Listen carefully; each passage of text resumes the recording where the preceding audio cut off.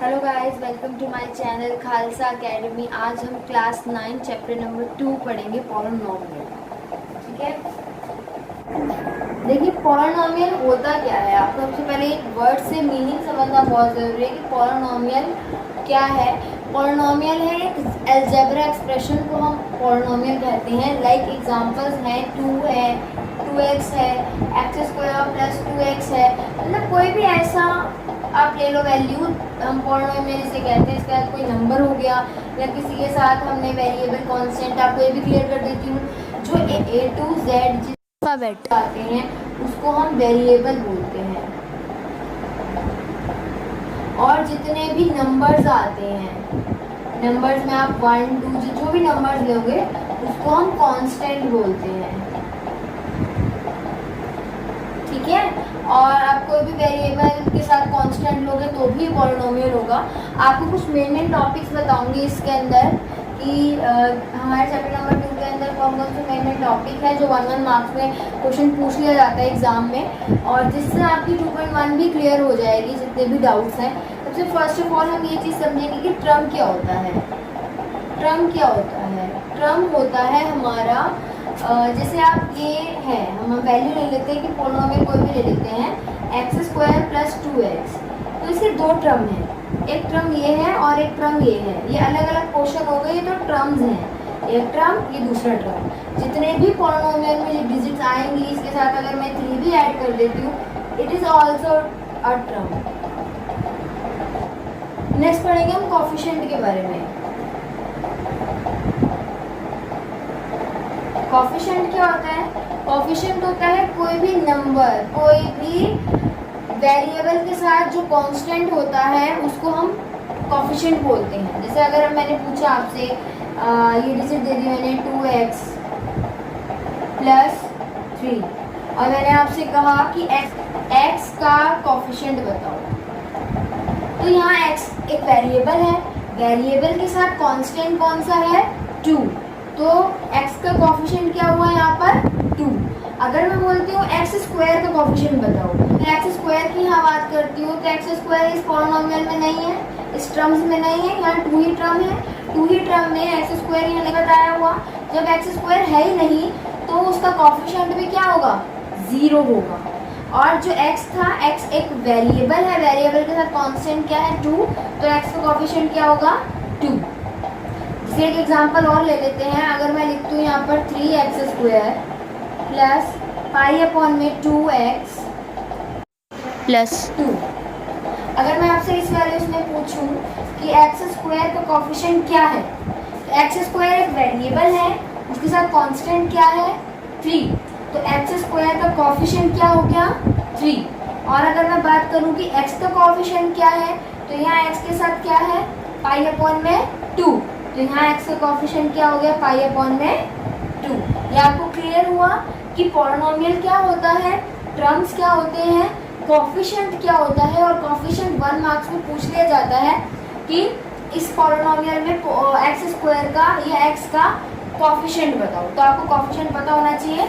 जो वेरिएबल के साथ जो नंबर होता है, वेरिएबल के साथ जो कांस्टेंट जुड़ा होता है, वो हमारा कोफिशिएंट होता है। अगर हम x की बात करेंगे तो x का बताएंगे, और x² की बात करेंगे तो x² का बताएंगे।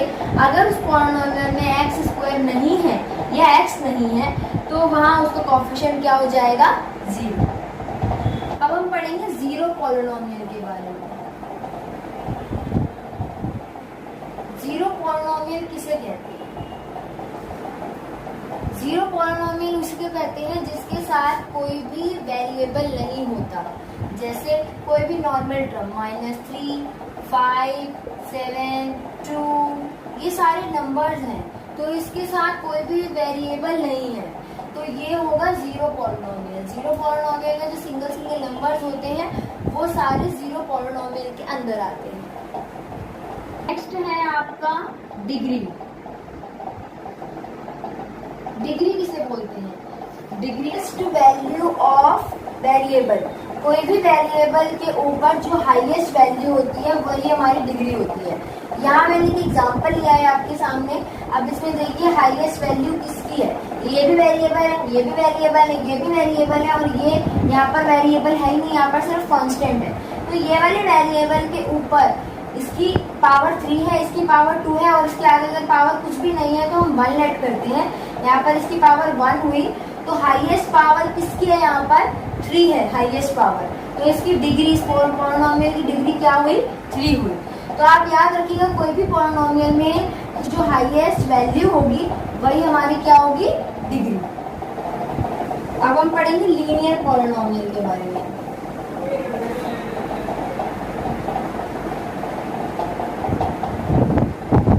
लीनियर पॉलिनोमियल क्या होता है, लीनियर पॉलिनोमियल मतलब जिसकी पावर 1 हो और उसके टर्म कितने भी हो सकते हैं। लाइक एग्जांपल 3x प्लस में 5।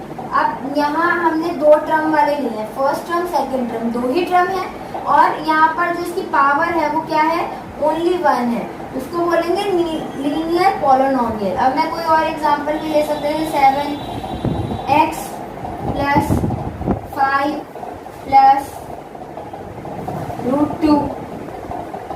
लेकिन यहाँ पर भी जो वेरिएबल है x, जो वेरिएबल है उसकी पावर क्या है, सिंपल 1 है जिसकी पावर, ठीक है, उसे क्या बोलेंगे हम, लीनियर पॉलिनोमियल। मतलब ऐसा पॉलिनोमियल जिसकी पावर ओनली 1 होगी उसको क्या बोलेंगे हम, लीनियर पॉलिनोमियल।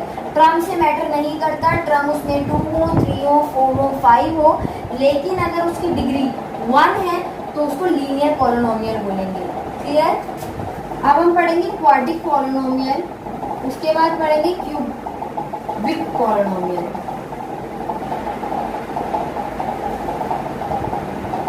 जैसे अभी हमने पढ़ा था लीनियर पॉलिनोमियल जिसकी जो पावर थी वो क्या थी, 1। टर्म से हमें कोई लेना देना नहीं था, टर्म उसमें 4 हो 5 हो, लेकिन जो पावर थी वो कितनी होनी चाहिए थी, 1। ऐसे ही क्वाड्रिक के अंदर जो पावर होनी चाहिए वो कितनी होनी चाहिए, 2। यहाँ पे हमें टर्म से कोई लेना देना नहीं है।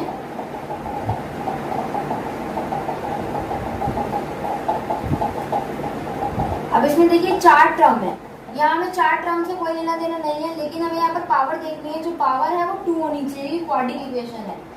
तो यहाँ पर पावर कितनी है, 2, तो ये क्वाड्रिक पॉलिनोमियल हुआ, ठीक है, ये क्वाड्रिक पॉलिनोमियल हुआ। अगर मैं आपको एग्जांपल दूंगी 3x की क्यूब प्लस में 4x, क्या ये क्वाड्रिक पॉलिनोमियल है, नो, क्योंकि इसकी पावर कितनी है, 3 पावर है, ठीक है, तो ये 2 तो है ही नहीं क्वाड्रिक। अगर मैं आपको एग्जांपल दूं कि यहाँ 2 लिख दूं और फिर मैं बोलूं कि ये क्वाड्रिक पॉलिनोमियल है, तो भी ये क्वाड्रिक पॉलिनोमियल नहीं आएगा, क्योंकि यहाँ पर ऑलरेडी 3 है, तो ये क्वाड्रिक पॉलिनोमियल नहीं में आएगा। अगर सिर्फ सिंगल ये बोला जाता तो ये क्वाड्रिक पॉलिनोमियल में आता, लेकिन यहाँ 2 टर्म के साथ मिक्स बोला हुआ है पॉलिनोमियल, तो ये क्वाड्रिक पॉलिनोमियल में नहीं आएगा, यहाँ सिंगल एक 2 होना चाहिए।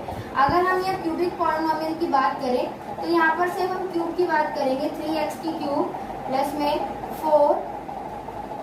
तो क्यूबिक पॉलिनोमियल के अंदर हमारे यहाँ क्यूब होनी चाहिए, यहाँ स्क्वायर हो सकती है, लेकिन क्वाड्रिक पॉलिनोमियल में यहाँ सिर्फ स्क्वायर होनी चाहिए, क्यूब नहीं होनी चाहिए।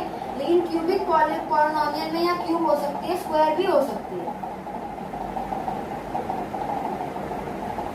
या फिर हम सिंगल एग्जांपल में ले सकते हैं 5x की क्यूब प्लस में √2, ये भी क्यूबिक पॉलिनोमियल है। या फिर एग्जांपल लें हम 7x की क्यूब प्लस में 2x, ये भी पॉलिनोमियल है। अब जरूरी नहीं है यहाँ पर वेरिएबल में x हो, आपके साथ यहाँ y z कुछ भी हो सकता है, ये भी हो सकता है 5y की क्यूब प्लस 3y, ये भी क्यूबिक पॉलिनोमियल ही है, क्योंकि यहाँ पर जो पावर है वो क्या है, 3, यहाँ भी पावर 3, यहाँ भी पावर 3। मतलब आपको सिंपल से एक चीज याद रखने की जरूरत है, अगर लीनियर पॉलिनोमियल की बात करेगा तो वहाँ पर आपको पावर सिंगल देखनी है, पावर 1 ही होनी चाहिए। अगर कुछ भी नहीं लिखा हुआ है यहाँ पर तो उसकी पावर 1 ही मानी। और अगर क्वाड्रिक पॉलिनोमियल के बारे में पूछा गया है तो हमें पावर हमेशा 2 की देखनी है, कि अगर पावर 2 है वहाँ पर तो वो क्वाड्रिक पॉलिनोमियल है। अगर क्यूबिक की बात करी जाएगी तो वहाँ पर हमेशा पावर हमें 3 देखनी है। आई होप जितना मैंने यहाँ समझाया है आपको समझ में आया होगा, और इससे आपकी एक्सरसाइज 2.1 आप कंप्लीट कर सकते हो। इसी से रिलेटेड है, उसमें वो कुछ एक्स्ट्रा नहीं है। अगर फिर भी आपको 2.1 करने में कुछ भी प्रॉब्लम हो तो आप कमेंट सेक्शन में कमेंट करके जरूर बताइएगा कि आपको क्या डाउट है।